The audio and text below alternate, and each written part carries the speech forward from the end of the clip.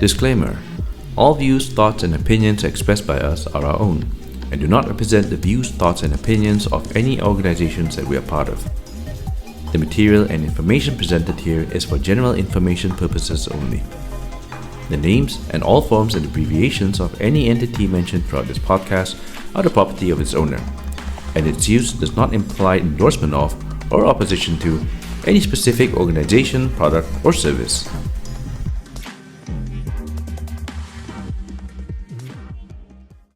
And we're back. Now that we've talked about the process of getting into flying school, let's go a bit more into what it's like once you're in a flying school. Now, assuming, first of all, that you are going to a Malaysian flying school, and shall we just cover the process to go for frozen ATPL? Since I think most of the listeners and viewers are interested in what's the process of becoming an airline pilot, kan? What about you got to take few license, I think, in flying school. Initially, obviously, kalau nak masuk flying school, you must have this SPL, if I remember, if I still remember, student pilot license. So, you got your SPL, and you start training lah, ambil exam apa semua. There's two departments, ground school and also flying wing.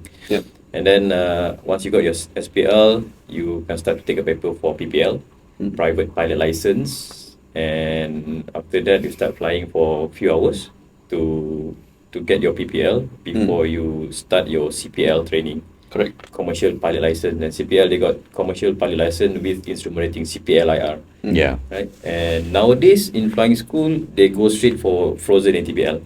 Okay, why it called frozen? Because you got your ATPL, but it's froze. How to unfroze it? You have to go to flying school, fly about 1,500 jet hours. Yeah. Once you leave flying school, wherever you're flying, until you've reached 1,500 hours, and then you can unfreeze your ATPL. ATPL. So you don't have to go like previously. You can only get CPL. Yeah. You get a certain amount of hours, then you have to go back to flying school, sit for ATPL exam, then only can get ATPL. Yeah. So with the frozen ATPL concept is that you do everything one go, get your frozen ATPL, so you don't have to come back to flying school anymore to do your what do you call this? Are you going to that? Are you going? Were you in that path before? No, my time we're all frozen ATPL already. I think that was quite a while back. And then also, I remember when we were still in flying school, there was also a group of pilots from Singapore Airlines who were doing the ATPL exam in the flying school in MFA. Yeah. So it's a little bit easier now, especially like frozen ATPL, that's one path, and then of course the MPL, that what we were talking about just now, also that's another path. It's very simplified now. The licensing, I think the licensing concept is starting to get very simplified. So they want you to actually go down this road because it's ab initio. You start from zero and then you completely get everything. Yeah. There's no more like before, go one step. Yeah. So I think it's definitely different from what I did before. Correct. But actually in flying school we learned a lot. We covered a lot actually. We learned a lot. So we can become a lawyer. Can. we learn about human performance and limitation. That's part of biology. So you become a doctor now. Correct. And you learned about the engine. Yes. You can become an engineer. Yep. Airframe, instruments. Yep. Yeah, you can become weatherman also. We learn about Yeah. Oh yeah, meteorological. Yes. Become weatherman as well. Yeah, it's actually very interesting. Actually, that's the thing about pilot. You have to be master of all trade. Yeah. No, jack of all trades. Yeah, but now it's different. Like in pilot, you have to be master of all because you're expected to know. Like people tell you like, for this flight, the weather and so and so and so. That's the weather forecast. But you're expected to know like, is it really going to be like that? Correct. Because you need to know what kind of fuel you're going to carry. Correct. You need to anticipate the weather. Yeah, right? you need to anticipate. So you kind of have to be like God sometimes. But it's obviously it's not possible, right? Correct. But people think that, so that's why we have to go through all these subjects in flying school to equip us with that information. Yeah. How we apply it when we are actually flying in real life, that's Just Totally different ballgame Yeah. altogether. Basically everything we learn in flying school on paper is enhanced by what we experience once we are actually flying out there in the line, right? It built a strong foundation. Yes. Without that foundation, I think it's going to be difficult. Correct. That's important. I feel that's important because eventually you will use it. Yeah, You will definitely yeah. use it when you are online flying. Then you'll be like, okay, this is what I learned last time. Yeah. So. This is It's what there, look like it's in the there books. somewhere. Oh, Yeah. that's the actual cumulonimbus cloud. Yeah. That's the To what be honest, that's the only thing I know. towering It's very obvious. towering cumulus. Yeah, but then also a lot of the information actually comes from like Europe, right? Yeah. Because we follow closely European syllabus and all that. So a lot of the material comes from there. So sometimes it doesn't really apply. Correct. And I remember even during my time when the papers were not really updated, we were learning about things which are no longer in existence, like Lorentz and stuff. Lorentz, and these they are- don't even have it anymore. These are old navigational equipment, right? Yeah. Ground-based navigation. Correct. So I think now it's way updated lah. Now they've got even like operations, right? What airline operations or something like that. Mm-hmm. So you learn about that. We didn't have that when we were in flying school. Yeah, So, true. yeah, it's good. We It's use good. map. Oh, yeah. Read the map. Plot the map. Go for navigation. Now I heard they got GPS. Yeah, Just put everything there, right? last time was like, oh my god. Yeah, man. You had to plot. You have to take the wind that was reported that day and Yeah, start planning out. Yeah. You know. What's heading to fly? what heading to fly to maintain a certain track to Yeah. that one. And- But that is like when you are departing on this hour, then suddenly you're actually departing 2 hours later. Exactly. And you know, you'll be blown off the wind and trying to find like this kampong somewhere. Correct. Oh, now This I wonder kampong how will- I pass. This kampong will have like 3 houses there. Yeah, you have to memorize it. You have right? to know this kampong because on the map it looks big, but actually it's like 3 houses. Yeah. So you know you might Yeah, not even rumah find the bumbung thing. hijau, remember? Yeah, exactly. Sempang 3 sungai. Yeah. All that. And the sungai will be dry up. Oh, yeah. Yeah. So they will say, well, but this season you won't see water lah. Okay. So that's Yeah. visual flight rules for you. Yeah. So I didn't really enjoy that, but I was looking forward to IFA to Correct. imagine. It was flying quite That was frustrating. you know, like, I love like instrument flying, Yeah. but the VFR part, I was not really a fan of that. Yeah. Yeah. Oh, yeah, I mean, being a pilot, the most boring training is actually when you are in the class. Yeah, of course. Oh, man. Of course. I have Yes. videos of me sleeping in class.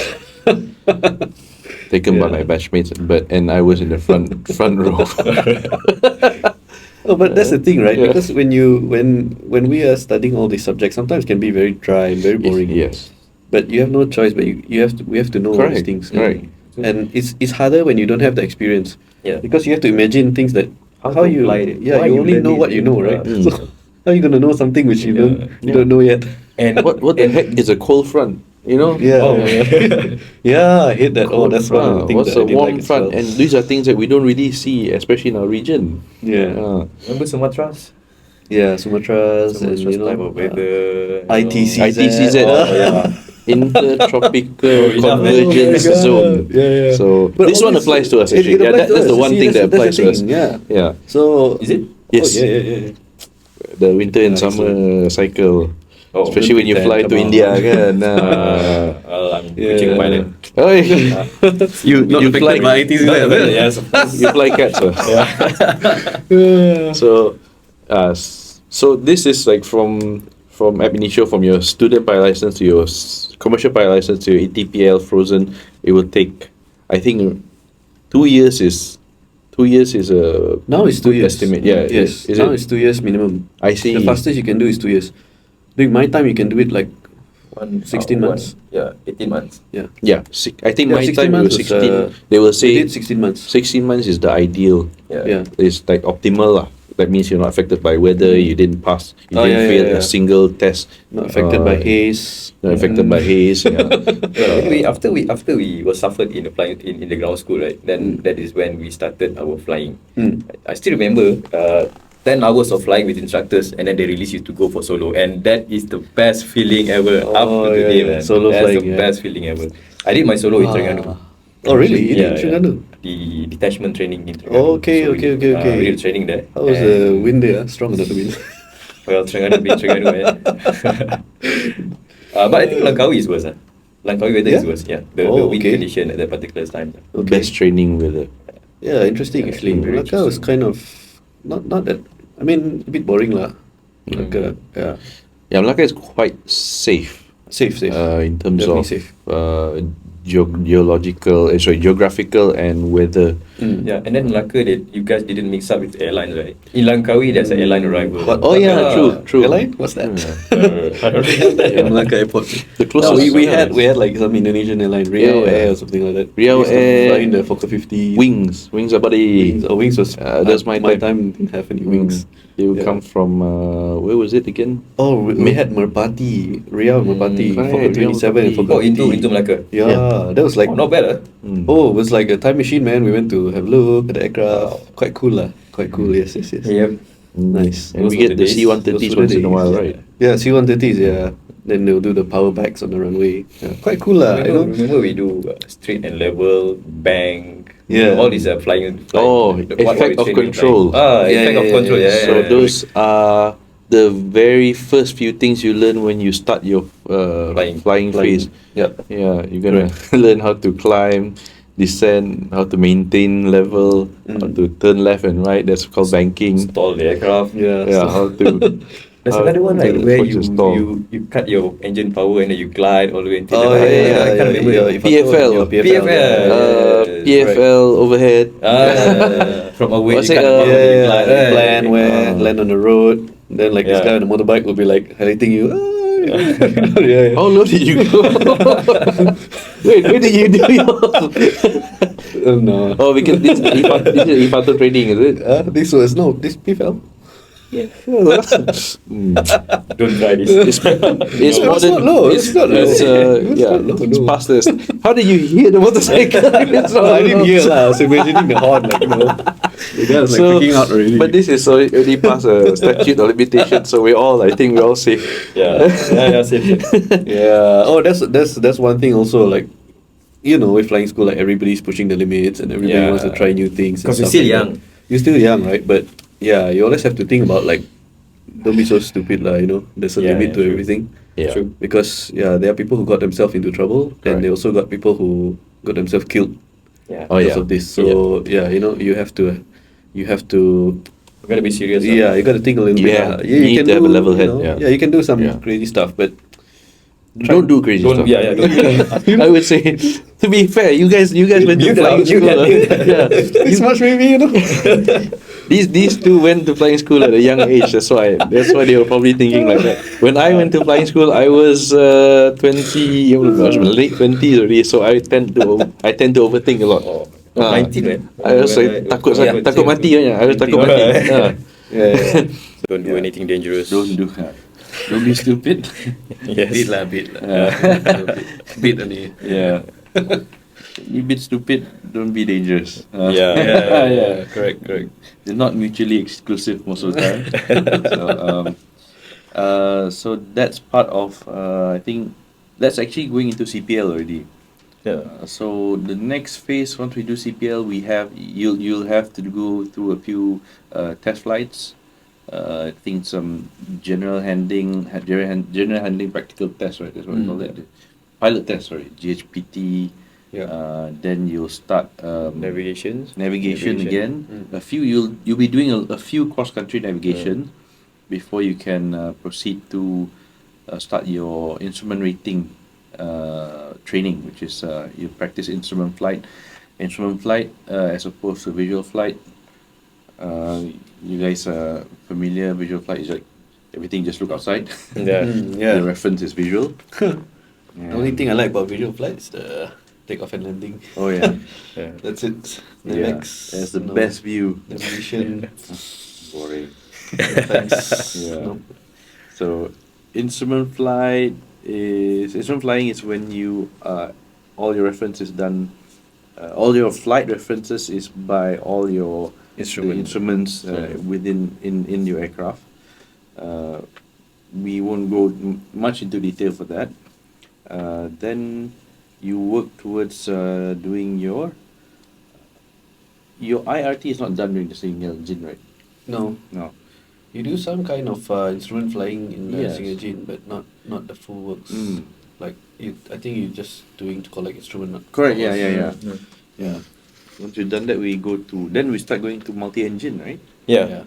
Yep. So multi-engine. That is when you see those who wear 2 bars in the flying school. So 1 bar represent 1 engine, 2 bars, 2 engine, no bars meaning you are in the No ground school. engine. No engine, yeah. So waiting to get 4 bars. Yeah. 4 engine. Yep. When you just joined flying school, those were the captains to you. Yeah, man. Senior already. lah. Senior already. Once you get 2, you made it. Yeah. You start flying at night flying. Airways flying. Airways flying, night flying, cross country. Cross country. That's cool lah, because when you start airways flying, that's like the airline lah, basically. You know, Yeah. you're doing the same thing. You're using the instrument departures, instrument arrivals, ILS, stars and all that. So yeah, you really feel like as if you are part of airline operation lah. Because that's what airline operation is all about. You do full instruments, like everything instruments, even though you can declare visual, coming visual approach. So that part I kind of enjoyed. I've always liked that, especially the twin engine, because more power, you climb higher, you fly faster, right? You're not stuck at like 1,500. Speaking of which, now since that we are in the airlines already, right? I don't feel like flying an aircraft, you know. Like those days, kan? So I remember last time my captain says, you really fly the aircraft when you are in flying school. Correct. Once you are in the airlines, you are actually managing the aircraft. You are not flying the aircraft anymore. Yeah. That's true. Kan? That's You are why- managing the aircraft, the people. Right? The It's passengers. a lot more than flying. You don't really fly. Yeah. Yeah, that's why when I'm in the airline, that part I miss a lot.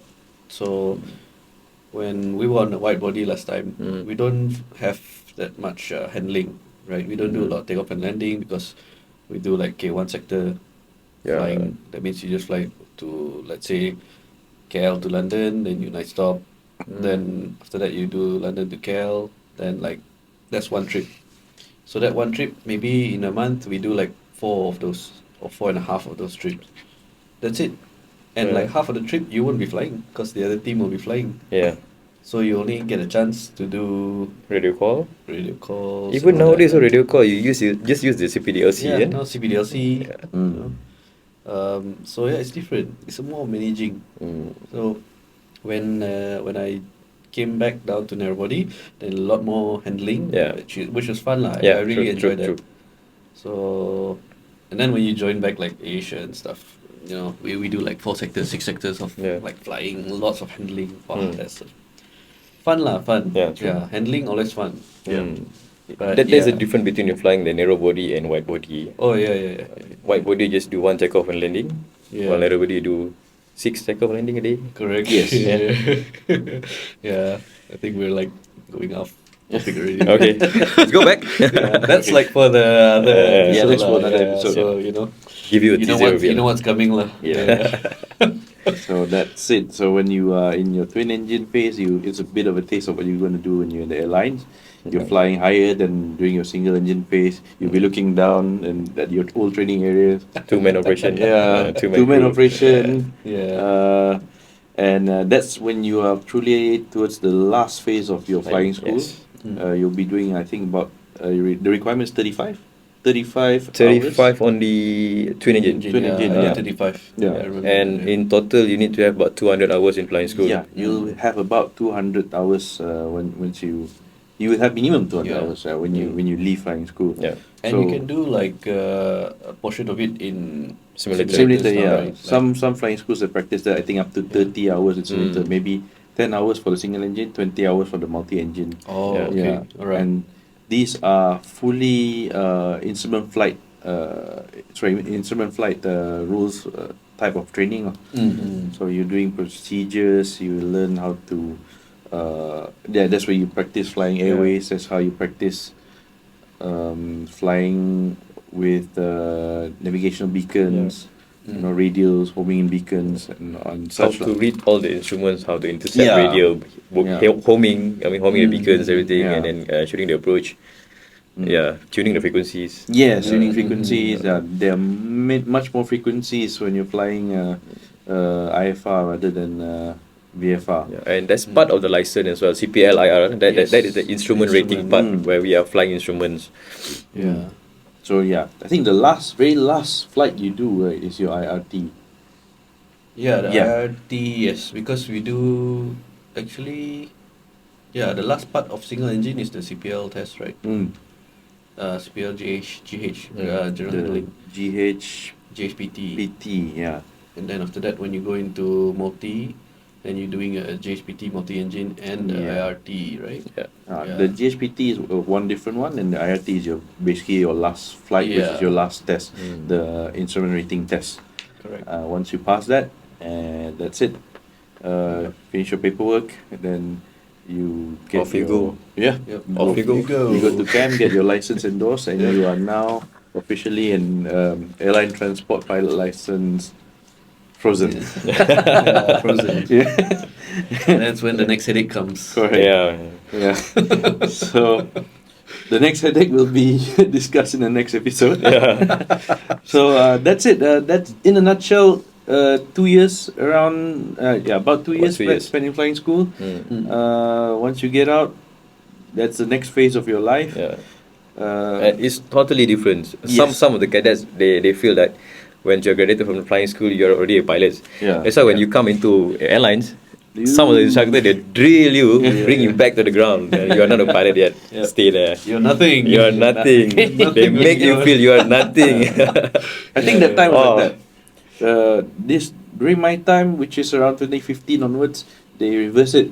Is it? They will grill you in the simulator, like during the sim assessment. Then they'll grill you, don't tell you anything, something bad happened. I thought you were a pilot. Oh shit. They don't have to tell you you're not a pilot. They make you feel like you're not a pilot. Okay. So let's wind down this episode and address some of the questions that our followers have sent to us. And we have, I think, right now we have about three questions submitted. And the first question, I'm not sure coming from whom, but it was addressed to on Izwan's page, right? Can I become a pilot if I can't speak English well? Of course, I'm paraphrasing these questions. Some of them were written fully Malay, some are written in English, some are written mixed. So I'm paraphrasing some of the questions just so it's more easily understood. So, can I become a pilot if I can't speak English well? Okay, I'll take this one. Yeah, that's the best question for you. Because I myself and This guy is English teacher, like, actually. before I went flying, I was an English teacher, and also after I was a pilot, I am now a certified English language proficiency tester. Right. Mine is expiring on this November anyway. You want to do? Of course. It's conflict of interest on camera. So give him 6. So Give him a bit more. So the English language proficiency test, ELPT for short, is actually one of the things you have to go through even during flying school. It's an assessment of your capability for plain English comprehension and the ability to speak. So interestingly, ELPT is not something that tests you on how well you can speak in terms of jargon, all the standard terms or the radio phraseology. It is a test on how well you are when you are forced to revert down to the lowest level of English, which is just simple communication. Simple communication, like the way we're talking now. So this is to make sure that in case of emergencies, in case of any accidents or incidents, when you are in communication with air traffic control, you are able to describe your situation, what you need from them, what assistance you require, or describing what is happening to you in the most simple way possible. You don't have to think of what the book says. You don't have to think of what is the standard term for this. No. So What is the grammar? yeah. So that is the assessment that's done during these ALPT tests. However, there is a minimum required level for you to pass in order to have ELPT, and if you do not pass your ELPT, your license is invalid, so you cannot actually fly. And this applies to air traffic controllers as well. So we have it goes up to level 6, the lowest being level 1, highest level 6. And for you to be functional, the minimum you're going to need to become a pilot or air traffic controller is level 4. But it depends on the airline as well. Oh, yeah. Some airline they need 6, some need Yeah, 5 some need minimum. 5. Of course, Yeah, that one is there's a company requirement. They can be more strict, but regulatory wise, just to get your license, 4. 4. And with level 4, you will have to go for another test every 5 years. 5 years. Question, every 3 years. Oh, 3 years. Yeah, 3 years. Every 3 years, you have to go for another assessment Okay. to see if you can get it up to another level, or worse case, Maintain that. you go down to level 3. Level 3 means fail, actually, even though there's 1 and 2. But that's impossible, right? It may happen on a bad day. Not enough sleep. I've never heard. Have you heard of anybody who've gotten like Downgraded, right? less than 4? That's the thing. You will never hear these people. I think. Yeah, I true, think if true. someone gets it, but to be fair, because in Malaysia the level of English, our English proficiency, that's the word of the LPT, is quite decent. You rarely have people who want to go into aviation who can't speak English to the minimum required level. So I think that's why, in fact, when we were talking about the requirement for SPM 5 credit, right, including English, and that's supposed to cover that minimum level 4 requirement for LPT. So what if you get level 5? Level 5 means you have to do an assessment after every 6 years. So if you get level 6, which is the max level, the highest level, then you're set for life. You don't have to do a test ever again. So that means you do it once in your flying school, and if you don't get level 6 later, even when you're in the airlines, you have to do the test again. After the expiry. So if you are worried that you cannot speak, you cannot become a pilot if you can't speak English well, Start speaking. Start speaking. Betul tu, That's all. start speaking. So yeah, But to share some of the experience, I'm not really good in speaking English. Yeah, you mentioned this before. Yeah, I'm not really good. How did you improve your English? I just don't care. Just speak. Just speak. I know it sounds terrible, but I don't care. You know, for me, language it's all about confidence. If you're confident, no matter how ugly it sounds, just speak as long as people can understand you. Yeah, true. Yeah, correct. And that's exactly the scoring matrix for the LPT. It's Now I got the tips already. How well how understandable you are.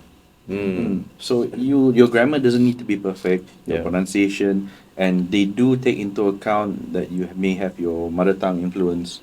So asalkan dia faham I had to stop about English in But you Malay. cannot speak like that lah. You cannot revert to your mother tongue. As long as you I heard understand. you need to try to avoid things like that, right? There's a certain level of that, because if you are using these fillers to cover up the fact that you can't find the words to say, then maybe. Yeah, I see. Because it is impeding the communication. Because especially in emergency, you can't be alarming too much. So that's it. If you want to make sure that you want to become a pilot and you're worried about English, just read more, watch more movies, TV, English. Listen more English songs. English. Listen to English Practice songs. lah. Learn the Practice. lyrics. Force yourself to talk. But that's the thing. Correct. That's a problem with our society nowadays, especially in school. Sometimes as a student, we want to speak English, but our friends just not supportive enough, right? They will laugh at you. Cakap apa? Saya apa? Melayu cakap putih. So Correct, things like that. correct, Try to avoid them. Just speak. Don't care. Look for people who you can practice with lah, instead Correct. of the people who want to laugh at you, right? Yeah. It's all about practice. Speak and speak. Correct. You know, I'll force myself to. Yeah. During flying school, I started with forcing myself to speak. You know, I sound terrible. Sometimes I couldn't find the words, and just mix it out. Yeah. You know, initially you will speak a lot of you will mix it out English, Malay, and after a while, you know, it's starting to naturally come out from you. And when you're in flying school, inevitably you'll be speaking with a lot of English speakers. Yeah. Yep. Correct. That's right. All right. So don't worry. Practice. Yep. You'll get there. You'll get there. All right. So the next question: can I pursue a pilot license after matriculasi? That's matriculation. I think Izwan definitely has the answer for this one because you. No. After matriculasi, I didn't apply for matric. Oh, you did. Oh, yeah, Oh you did. yeah, That's he why. didn't apply for anything. He wanted to be pilot. He applied for pilot only. After I told him about the money and That's why. then straight away, yeah. Committed already. Committed already, pass of the PNR pass already. I think should be okay. Yeah. Because the Yeah, requirement is sure. SPM. Yeah. In fact, matriculasi, You're there's higher. You get additional. It's higher, supposed to be but higher. but I think there's no value lah. It's like foundation kan? Foundation for you to go to degree level. Correct. You Yeah, skip yeah, your yeah. diploma and then Yeah. straight away go for degree. But Yes. if I don't think any job required minimum Yeah, requirement for matric. No. it- So basically, it doesn't help, but it doesn't disadvantage you also. Alright. It's like, Or I would rather say maybe you have your SPM and then after that you try to get into flying school, you're unable, and then you take you go to matric first, and then while you are in matric you try again. Your You SPM. know, but you will always use your SPM Yeah. result for that. We didn't use matric result. yes, result, yes, yeah. correct. Unless diploma lah, diploma. Correct, I correct, think yes. Like Diploma what Dante and all said that, about yeah. the MQA recognized Yeah. recognized courses and schools. Okay, right? recognized, yeah, correct. And actually, that brings me to another interesting point about SPM, is that even if you are coming from a flying school that's overseas and you want to convert your license or continue your training for your Malaysian license, you still have to write that letter up to camp, and you still have to include your SPM results or the MQA. Yes, that's why they put that. That Yeah. one is also in the Yeah. CAD one. Correct, Yes. correct. Yeah, Yeah. for an abridged course, right? For a bridge and ab initio. Mm. So the only way you can get around that rule is if you already have certain number of hours Yeah. and you have your ATPL, for example, then you do a conversion, something like that. Yeah, Then, yeah. Yeah. Yeah. But that means you basically already have a lot of hours, or you already work as a Correct. pilot. You're already a working pilot. You're working pilot overseas, maybe. Mm. Yeah. Yeah, I think because- because they don't want people to find loopholes in the system. Mm. Because the whole point of this regulation is because they don't want people to go to a flying school outside, Yeah. like outside Malaysia, and then come back. They're trying to stop that lah. Because when I went to flying school before that, like what we mentioned just now, right? Like it was cheaper in Australia, in Yeah. New Zealand, so people tend to do the license there. And in Okay. fact, at one point, you can actually do your flight training there and obtain a Malaysian license doing a flight training in Australia. There were schools who were actually approved to do that for Malaysians. for Malaysians, yeah. But of course, after that, yeah, they want to support the local flying school industry, which yeah, is fair enough. So that then we have those regulations in place, yeah. Yeah. All right. So the answer is yes. You can pursue pilot license after SPM. Yeah. You Anything can after pursue that, after yeah. matric, but that won't count. Yeah. Still use your SPM result. Correct. I pursued my license after my degree, and they still just needed my SPM. In fact, when I went to apply, after I finished flying school, I went to apply for MS. Oh, So, tetap pandang degree, nak tengok SPM juga. So, okay. so do well in SPM, Yeah. guys. So, yeah. Don't be like me. Yeah. Don't be like me. Okay. Next question. Okay, this one has a name on it. From Harish. The differences between what are the differences between an MPL and the CPL? I think, yeah, Dante, you were talking about the MPL just Yeah, now. I think we spoke about this a little bit just now. So basically, the difference is for CPL, that's the normal, not normal, I would say the most popular path. Yeah. Is like how we all went through the system and get your CPL and then your frozen ATPL and then go through the process 1,500 and freeze. For MPL, it's a little bit different, whereby the program actually is linked to a company. So you cannot have an MPL program which is privately operated. Like a flying school cannot run an MPL program by themselves. It must always be linked to airline. So why they need to do that is because the moment you start your simulator phase, after you've done the actual flying, which is like 70 hours or something like that, then you'll be on simulator all the way until you finish. So that means you'll do your I think they break it down like to basic, advanced, something like that, and then you'll be doing all your training on simulators. So learning the process, IR flying, SOPs, all in the simulator. But the SOPs are based on the airline that is linked to this MPL program. So the idea is that once you complete the program, once you go into your type rating, you're already familiar with the company's procedure, company's SOP. The moment you finish your whole training, once you get an MPL license, you are ready to fly the aircraft lah, for that specific company. So that's why they can't have a MPL program for, let's say, a private, like, let's say a flying school, just come up with an MPL program. It wouldn't work because flying school won't have SOP kan. I mean, they won't have an airline SOP because they don't have airline. They will have their own SOP as a flying school, yes. Yeah, so that's the difference. And of course, the cost-wise. MPL, I think that day someone was mentioning like half a mil or something like that. Yeah, much more expensive like compared to Much the more flying. expensive Yeah. compared to flying school, but they already include the type rating. There's Yes. more value added. There's more value added, and for me, I feel it's a more complete, I would say, because you're already, if you're going into a program that leads you to an airline, then MPL is definitely a much more complete program. Yeah. You go in through the process, you actually do all the procedures that the airline operations or the airline actually does in real life, like day-to-day operations. So you're more familiar. Whereas compared to when you go for the, let's say, ab initio CPL in flying school, you're actually doing procedures which may not be what we will do in airline, right? It's Yeah. a bit different. So then when you go to the airline, whichever airline you go to, then you have to again learn how, or learn the procedures basically. Yeah. So that's the difference lah. In terms of money wise, yeah, it's I would say at the end of the day, if you're gonna include type rating into a CPL course, the MPL course will be cheaper. Cheaper. Yeah. The type rating cost itself for 320, if not mistaken, somewhere around 150,000. Around there. It's Yeah. 160. So if let's say now in flying school, let's say it's 500,000, right? So then you get your frozen ATPL, and after that you need to pay for your. I mean, in the airlines you have to pay up for your type rating. That's another 150,000. So that about 650,000. Yeah. Correct. And that's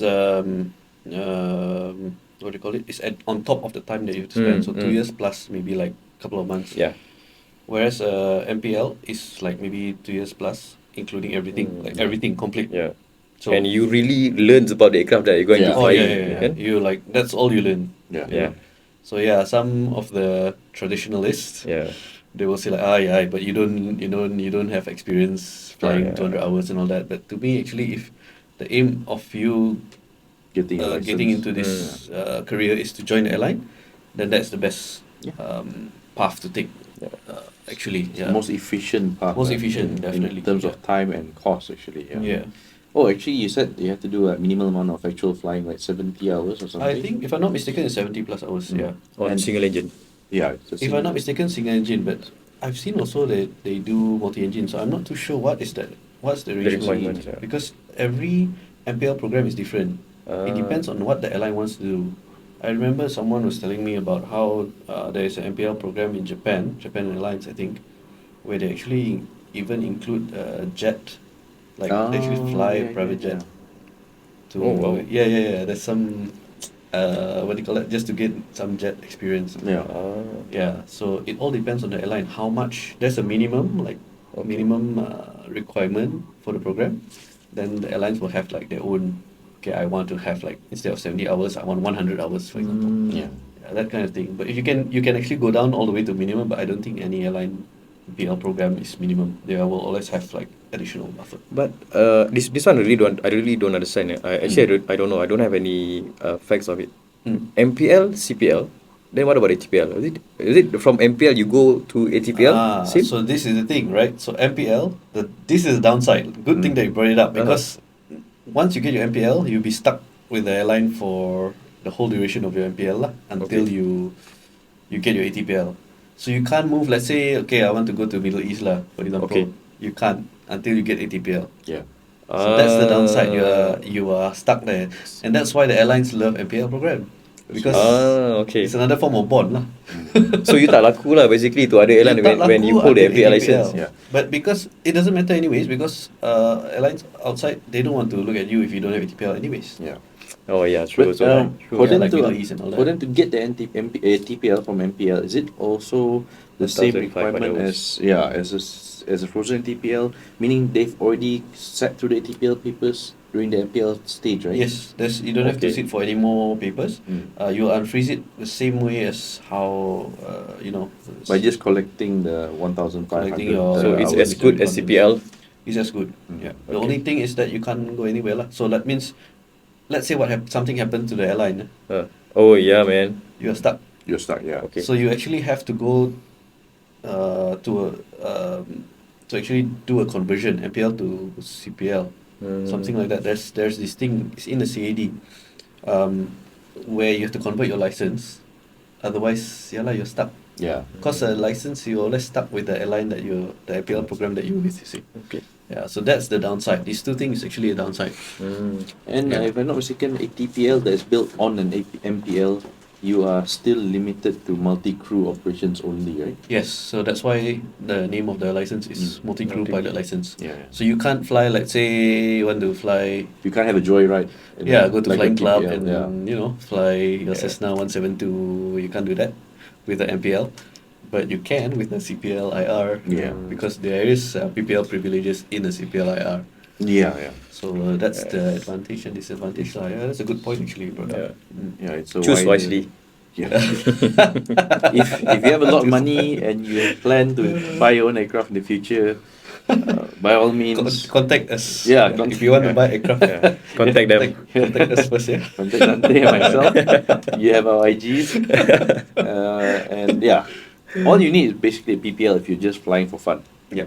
Even if you want to buy a 747. jet. Yeah. Or 747 even that. Okay, Harish. That was a very long-winded answer to your question, but basically, the differences between MPL and CPL is MPL is very much airline-oriented, and you will be specifically tied to the airline that provides the MPL program, and the CPL is what the three of us went through, which is you go through flying school, do your CPL, get your frozen ATPL, then look for a job. So the cost is actually not much difference. However, the MPL, even if it costs slightly more, the value in it is much more if you're looking to work for an airline. Yeah. And what we didn't really mention before this is once you go through the traditional way of getting your CPL and your ATPL, when you finish your flying school, there might not be any jobs at the time. So not just the cost of flying school and the cost of your type rating, like Izwan said, once you get to the airline, the cost of supporting yourself in between. So there's time, there's money also involved. So it's up to you to choose which one is more valuable to yourself. And that's it. That's the last of our questions for this episode. Anything you guys want to add? Any experiences that you'd like to add regarding the flight training that might be useful for? I think we shared quite a lot throughout this first episodes. Our own experience in flying school last time. Maybe along the way in episode 2, episode 3, we share more. I think if you have any questions, then leave it in the comments and then you tell us what you want to know. Because there might be things that we overlook because this topic is quite intense. And this is our very first episode. Or maybe you can give some suggestions to enhance this. Correct. This this podcast. What do you guys want to see? Maybe we have guests. Can invite a guest or any topics you want us to discuss. Correct. If there's any topics or any more questions you'd like us to talk about, if there are any topics that you'd like us to have a full episode diving into it, just let us know. Or if you just have any, I don't think there are any stupid questions. You can anything you'd like to know about being a pilot, just ask away. So that's it. That's the end of our pilot episode of our pilot podcast, which is Podcast Terbang. Thank you everyone for supporting the creation of the podcast and also listening and or viewing the podcast.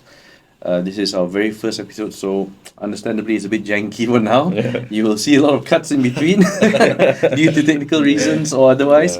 And that's it for the first episode, and we'll have another episode coming soon. In the next episode, we're gonna build upon what we talked about in this episode and continue telling you guys and discussing with all three of us what happens after you leave your flying school. We will probably be giving you the point of view of someone who graduated with a frozen ATPL instead of MPL. Sorry, Harish. And that's it. I'd like to thank all other hosts with me, Izwan and Dante. And once again, Izwan is on Instagram fly_craze, and Dante at this is Dante Clement, and myself Apam_Savior.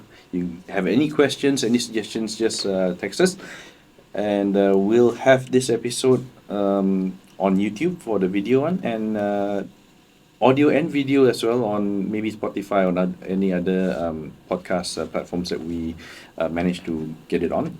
So yeah, any relevant links to any relevant stuff, documents or sites, we'll try to include. That's it. Anything else like to say? Yep, that's it. Thanks, Heroes, for No worries. sorting out the Yeah. The techie stuff. Yeah, thank you. yeah.